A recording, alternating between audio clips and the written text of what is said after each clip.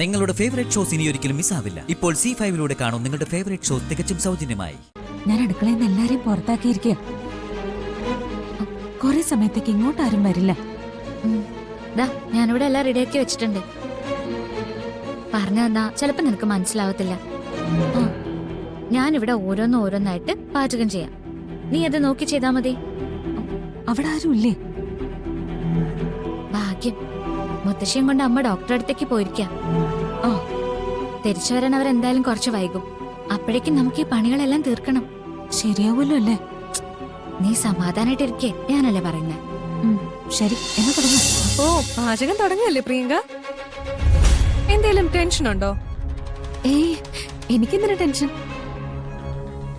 മോൾക്ക് വേണ്ട സാധനങ്ങളൊക്കെ ഒരുക്കി കൊടുക്കൂ ഉർവശി. അയ്യോ എടുത്തി, ഇന്ന് രാവിലെ എണീറ്റപ്പോ മുതല് എന്റെ വലത് കൈക്കൊരു തരിപ്പ് പോലെ. ഞാൻ എന്തെങ്കിലും ചെയ്താലേ ശരിയാവില്ല. സാധാരണ ഒരു തലവേദന വന്നാ പോലും അതാണ് ലോകത്തിലെ ഏറ്റവും വലിയ രോഗമെന്ന് പറയുന്ന ആളാണല്ലോ ഉർവശി. കൈധരിച്ചിട്ട് എന്താ പറയാതിരുന്നേ? വരന്റെ ബർത്ത്ഡേ അല്ലേ, എല്ലാവരും സന്തോഷത്തോടെ നിൽക്കുമ്പോ ഒരു നെഗറ്റീവായിട്ടുള്ള കാര്യം പറയണ്ടെന്ന് കരുതി. ഓ അങ്ങനെ. എന്നാ പിന്നെ നമ്മുടെ ഫാമിലി ഡോക്ടറെ ഇങ്ങോട്ട് വിളിപ്പിക്കാം. അയ്യോ വേണ്ട വേണ്ട, റെസ്റ്റ് എടുത്താ മാറിക്കോളൂ. അപ്പൊ പിന്നെ മരുമക്കള് രണ്ടുപേരും കൂടി മത്സരിച്ചങ്ങ് ചെയ്യട്ടെ, അല്ലേ അമ്മേ? ആ, അടുക്കള കാര്യത്തിൽ ഞാൻ ആരോട് മത്സരിക്കാനില്ല. ഞാൻ തോറ്റു പോകുന്നത് കൊണ്ട് തന്നെയാണെന്ന് കൂട്ടിക്കോ. എനിക്കാണെങ്കിൽ ഒരു കാര്യവും അറിയില്ല. അതുകൊണ്ട് എന്നെ ആരും സഹായത്തിന് വിളിക്കാൻ വേണ്ട. പത്മിനി, ഇന്നലെ പ്രിയങ്ക മോള് പാചകം ചെയ്യട്ടെ എന്ന് പറഞ്ഞത് ആരാ? ഇവര് രണ്ടുപേരും അല്ലേ? അതെ അമ്മേ. അപ്പോ എല്ലാവരും ചേർന്ന് സഹായിക്കാന്നും പറഞ്ഞിരുന്നു. കാര്യം പ്രത്യേകിച്ചൊന്നുമില്ല. പ്രിയങ്ക മോളെ അവർക്കൊന്ന് പരീക്ഷിക്കണം, അല്ലേ കൽപ്പനെ? പറഞ്ഞ് മത്സരമായിട്ട് മുത്തശ്ശി കാണുന്നുണ്ടെങ്കിൽ അങ്ങനെ തന്നെ ആയിക്കോട്ടെ. ഇത്രയും പേർക്ക് വെച്ച് വിളമ്പാനുള്ള ശേഷി ദേവനാരായണൻ തിരുമേനിയുടെ മകൾ കൊണ്ടുവന്നൊന്ന് അറിയണമല്ലോ. അങ്ങനെ ചെയ്താൽ പ്രിയങ്ക മോളെ അംഗീകരിക്കോ നിങ്ങൾ രണ്ടുപേരും? ആ, തീർച്ചയായും.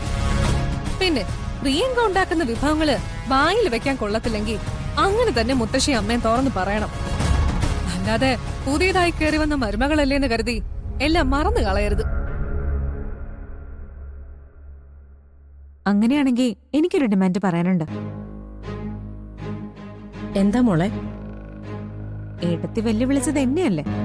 അങ്ങനെയാണെങ്കിൽ ഞാൻ പാചകം ചെയ്യുന്ന സമയത്ത് ഒരാള് പോലും, അത് അമ്മയായാലും മുത്തശ്ശിയായാലും, അടുക്കളയിലേക്ക് വരാൻ പാടില്ല. എന്നിട്ട് എല്ലാം റെഡി ആവുന്നത് വരെ അടുക്കള പൂട്ടും. അയ്യോ, അതൊന്നും വേണ്ട മോളെ. അതെന്തിനാ അങ്ങനെ ചെയ്യുന്നേ? തനിച്ചൊന്നും നടക്കില്ല. നടത്തി കാണിച്ചു തരാമേ. പത്മിനി, മോളുടെ വാക്കിൽ അത് ചെയ്യാനുള്ള ധൈര്യമുണ്ട്.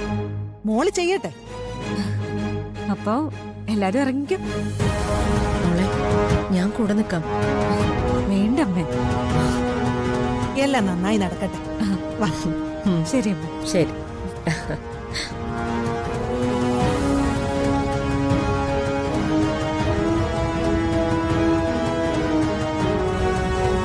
ഒരു മലയാണ് തലയിലെടുത്ത് വെക്കുന്നത്. കുറച്ച് കഴിയുമ്പോഴേ കഴുത്തൊടിയും. ചെറിയമ്മ പേടിക്കണ്ട, ഒടിയാത്ത കഴുത്തുമായിട്ട് ഞാൻ മുൻപിൽ വന്ന് നിന്നോളാം. ആ, വാശി നല്ലതാ. അതിന്റെ തൊട്ടടുത്ത വാക്ക് നാശോ. അത് ഏട്ടത്തിയുടെ ആഗ്രഹമല്ലേ? എന്റെ വാക്ക് ഏട്ടത്തിയുടെ നാശമാകാതെ നോക്കിയാ മതി. ഇറങ്ങി രണ്ടുപേരും പോവാൻ.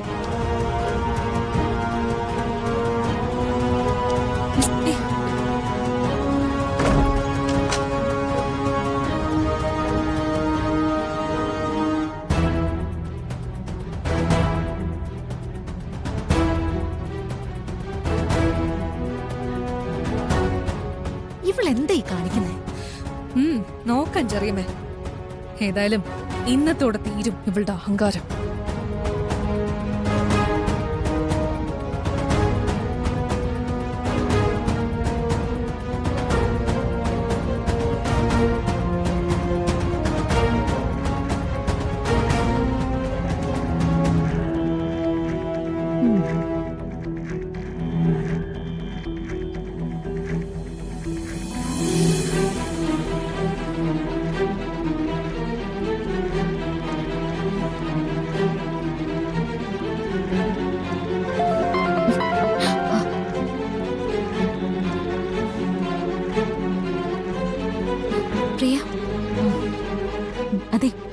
അവരടുക്കളയിൽ നിന്ന് എല്ലാരെയും പുറത്താക്കിയിരിക്കുക.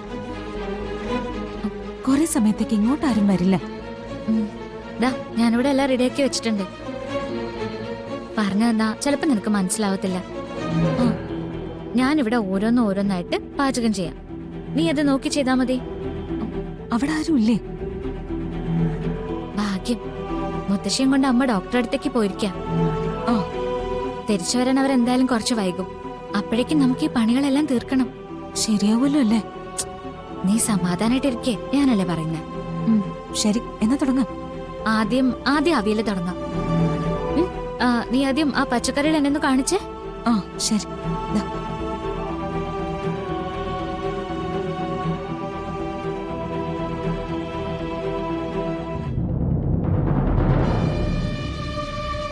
ഓക്കെ.